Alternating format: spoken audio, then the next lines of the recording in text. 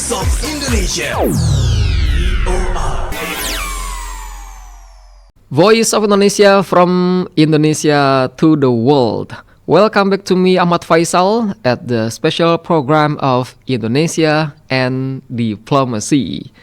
Well, the bilateral relations between Indonesia and Thailand has run well, and it keeps on growing in many fields, including trade cooperation.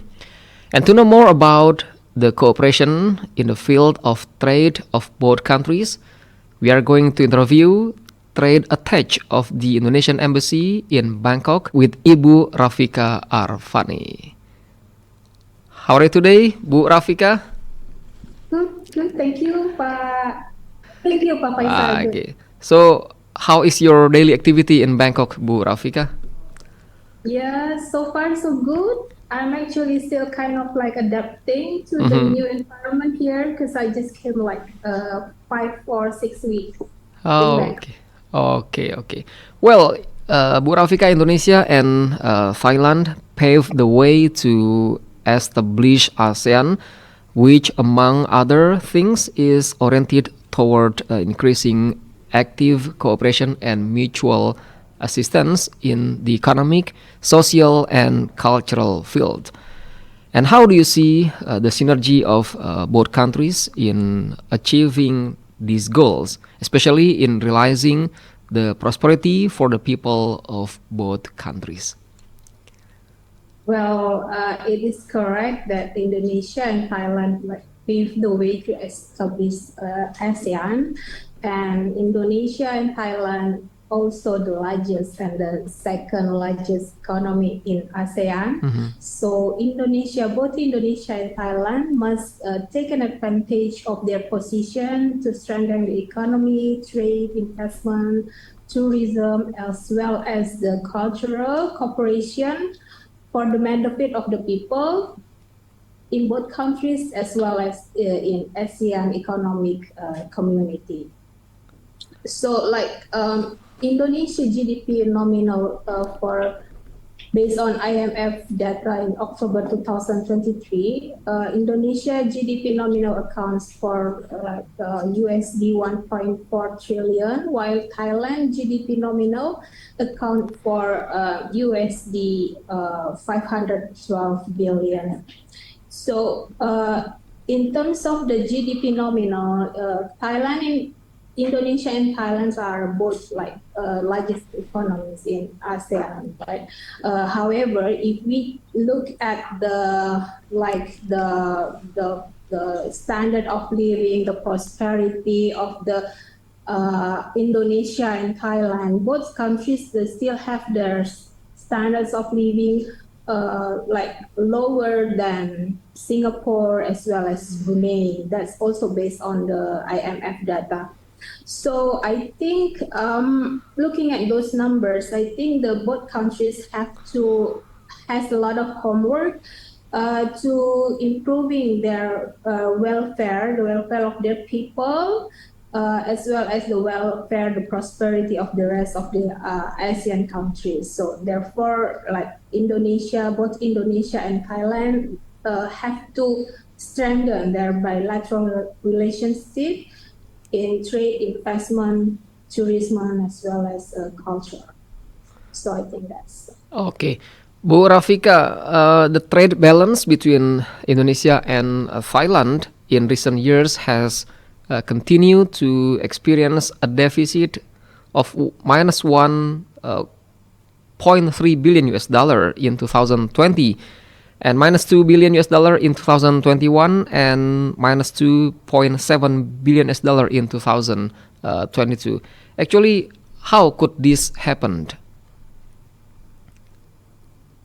So it's like a hard question, actually.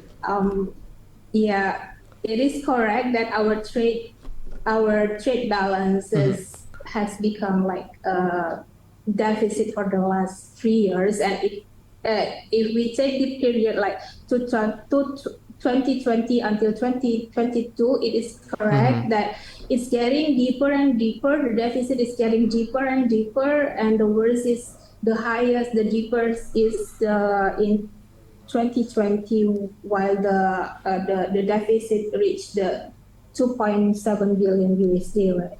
However, this deficit is not just happened like over the past three years. If we look back like for the past 5 years back to 2018, then the deficit is even bigger, is even deeper. It's reached like USD 4.1 billion. So it's the deficit like 5 years ago is even deeper than like last year. So why would this happen? So we need to check the data actually. What contributes to make the deficit getting deeper? So we check the data from our statistics, from Bureau Pusat Statistics processed by the Ministry of Trade. So it shows that the deficit was triggered by the increase of imports on some products, especially the increase of imports of cane sugar, the growth, the different from 2020 and 2021, its import for cane sugar is increased for like 150%. And there are other products also that contributes to the increase to the deficit, which is what here I need to check is the import of motor vehicle for transport of goods. For 5 tons, and as well as the import of products of cassava starch. So this kind of the imports of these products is actually contributes a lot. The increase of imports of these products contribute a lot to the deficit of the trade balance between Indonesia and Thailand. So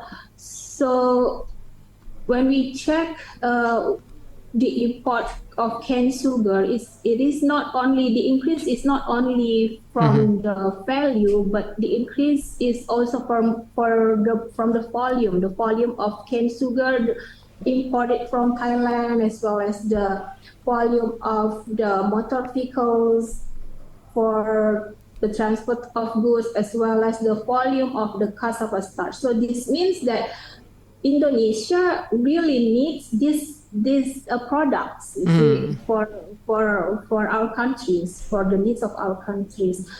Then I think we cannot stop, right? If we cannot stop the import. If we really need it, we cannot stop the import, right?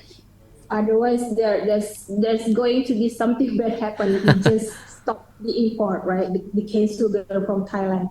So what is our strategy? Well, to return the trade balance to surplus, first of all, we have to reduce the imports, right? We have to reduce the imports, and the second, we have to increase our export. That's how we have to. That's how we have to maintain our trade balance back to surplus. So because we cannot stop import, I think our strategy, the embassy have to. We are in the embassy. We urge all the stakeholders involved in the production of cane sugar, either the government as well as the private sector, to increase the national production of sugar, as well as the sugarcane plantation in Indonesia. So by doing this, we can provide more of sugarcane from our domestic markets, right? And then we don't have to do a lot of imports, right, from Thailand. Well, I know it's going to be like, it's not going to happen in the short term. It has to be in the middle or in the long term. We just have to take that step, I think. Okay, Bu Rafik. So, yes. Yes, go ahead, Bu Rafika, go ahead. Yeah, that's the first strategy to reduce the imports. The second strategy is to increase our export, right?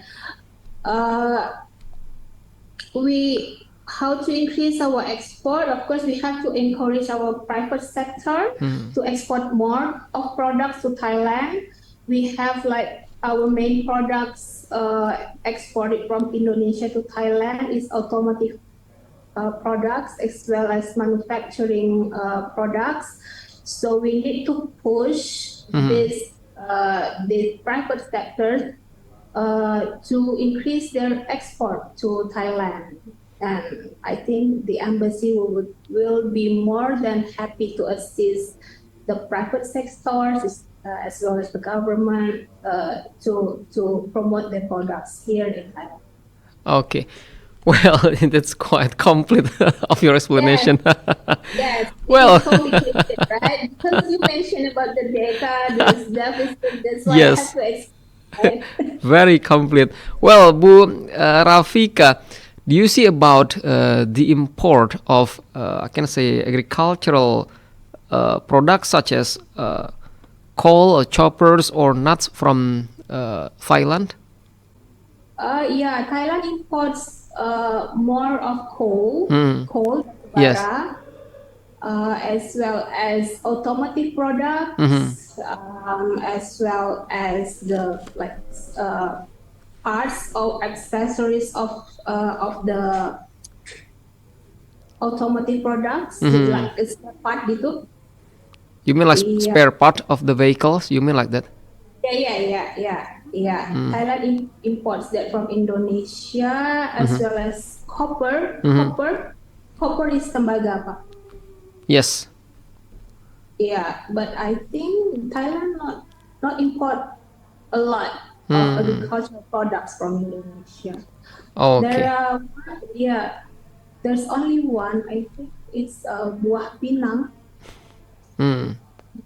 It's imported from Indonesia, and it's kind of like one of the most their imports from Indonesia. Okay. Well, based on the observations of the Indonesian embassy in Bangkok, is there a trade sector that has great potential but has not been exploited optimally? So I think, as I mentioned earlier, like our main products is like automotive, right? So automotive as well as some kind of agriculture, but it's not many. So that's kind of the potential products that we have to promote more to Thailand.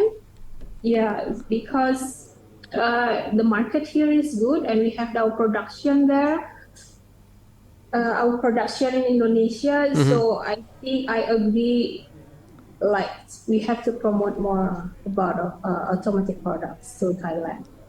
Okay, let's go to the last question. Are there any messages regarding the close ties and relations between Indonesia and Thailand in terms of trade relations?